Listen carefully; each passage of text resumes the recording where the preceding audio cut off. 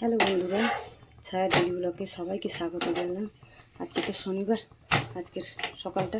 আজকের ব্লগটা এখান থেকে শুরু করছি। হ্যাঁ, এই যে সকালে উঠে বাসি করে কাজ বাজ সারলাম, সেরে একটা বানাতে চলে এসে সেখানে বানালাম এই যে সাদা আলুর তরকারি, একদম ধনে পাতা দিয়ে সাদা আলুর তরকারি বানিয়েছি। আর এখানে গরম গরম পরোটা ভেজে নিয়েছি। হ্যাঁ, এই গরম গরম পরোটা ভাজছি, এখানে ভাজাও হয়ে গেছে কটা। আর এই যে ভাজছি, ভেজে মেয়েকে খেতে দেবো, তোমাদের দাদাভাইও খেয়ে কাজে বেরোবে, তার জন্য তাড়াহুড়ো করছি। চল আজকে ব্লগটা দেখতে থাকো, আমাকে ভালো লাগবে। চল রাখি এখন। পরোটা তো ভাজা হয়ে গেছে, যে একদম গরম গরম পরোটা আর আলুর তরকারি বেড়ে নিয়েছি, যে মেয়েকে তোমাদের দাদাভাইকে খেতে দিয়ে দিচ্ছি। চলো তারপর ছেলেকে দেবো, আমি খাবো, খেয়ে তারপর কী রান্না বান্না করি চলো দেখি এখন, রাখি। চলো বন্ধুরা, এই যে রান্না তো বসিয়ে দিয়েছি, এখানে যে ডাল সেদ্ধ বসিয়েছি, মুগের ডাল আম দিয়ে করব, টক ডাল। এই যে আম কেটে নিয়েছি, তার সাথে বেগুন ভাজবো লম্বা লম্বা করে, আলু পোস্ত করব।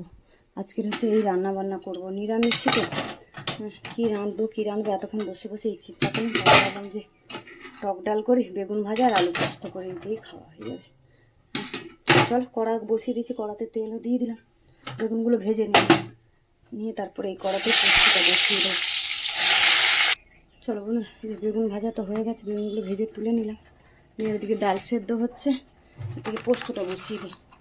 এই তেলের মধ্যে অল্প একটু তেল দিয়েছি, দিয়ে আর এই যে কালো জিরে ফোড়ন, চল ফোড়নটা ভেজে নিলাম। এদিকে আলুটা ভাজা হয়েছে, তখন পোস্ত কাঁচা লঙ্কাটা বেটে দিই। এদিকে ডালটা হাতটা সেদ্ধ হলে তারপরে আমটা দিয়ে দেবো, সেটা দেখো আমটা আর একটু সেদ্ধ হোক, তারপরে আমটা দেবো। চলো এদিকে আলুটাও ভাজা হোক, তখন পোস্তটা বেটে দেবো। চলো বন্ধুরা, আলুটাকে হালকা ভেজে নিলাম, নিয়ে নুন দিয়ে দিচ্ছি, নুন দিয়ে দিলাম পরিমাণ মতন, আর অল্প একটুখানি হলুদ দিয়ে দিই, অল্প একটু হলুদ দিয়ে দিলাম। যে পোস্ত কাঁচা লঙ্কাটা বাটা হয়ে গেছে, নুন হলুদ দিয়ে আরেকটু আলুটা একটু ভেজে নিয়ে তারপর পোস্তটা দিয়ে দিই। আর এদিকে ডালটাও সেদ্ধ হয়ে গেছে, আমটা দিয়ে দিই, ডালটা হাফ সেদ্ধ হয়ে গেছে, দিয়ে মধ্যে হলুদ দিয়ে দেবো, নাহলে আর কালো হয়ে যাবে। হলুদে দিয়ে দিলাম ডালে। এবারে এটা সেদ্ধ হোক আরেকটু, এদিকে পোস্তটাও বেটে নিয়েছি, এদিকে ফুলে দিয়ে দেবো।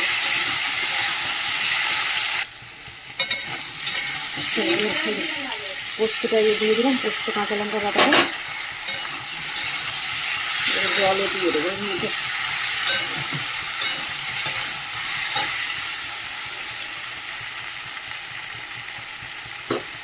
দাঁড়া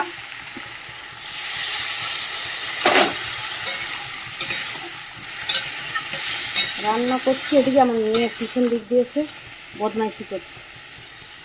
চল এটুকু জল দিয়ে দিলাম, এবার গ্যাসটা কমিয়ে দেবো, না আবার একটু সর্ষে তেল দেবো উপর দিয়ে, আর দেবো একটু মিষ্টি।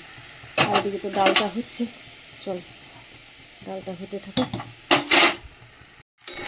চলো আমরা পোস্তটা তো হয়ে গেছে, নামিয়ে দিই। পোস্তটা একটুখানি কাঁচা তেল ছড়িয়ে দিলাম, আর একটু মিষ্টি দিলাম স্বাদের জন্য। এদিকে ডালও সেদ্ধ হয়ে গেছে, ডালটাও ফোড়ন দেবো। চলো পোস্তটা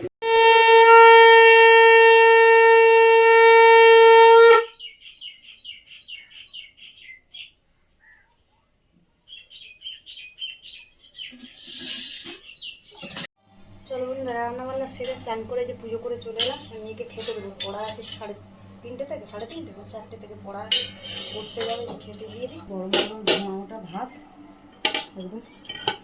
চলো মেয়েকে ভাতটা বেড়ে দিই, দিয়ে আর এই যে তার সাথে তো বেগুন ভাজা আছে, তো কী রান্না করলাম দেখালাম, বেগুন ভাজা, পোস্ত আর টক ডাল। টক ডাল আমাদের আজকে দুপুরে এই খাওয়া দাওয়া আমাদের। চলো আর মেয়েকে খাবারটা বেড়ে দিয়ে দিই, খেয়ে নিয়ে পড়তে যাবে। চলো আজকে ব্লগটা তাহলে এখানে শেষ করছি, দেখা হচ্ছে পরের ব্লগে।